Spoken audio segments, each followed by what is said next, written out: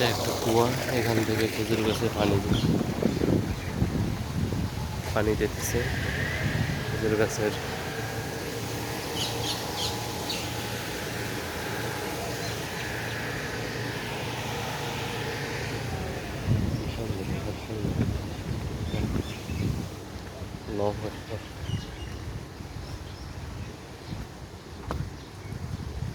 হাঁসও আছে। হাঁস আমাদের দেশে বলে চীনা হাঁস। সেই চীনা হাঁস তো মনে হইতেছে সৌদি আরবে দেখতেছে।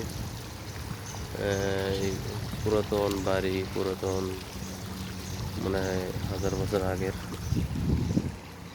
বাড়ি দেখা যায়।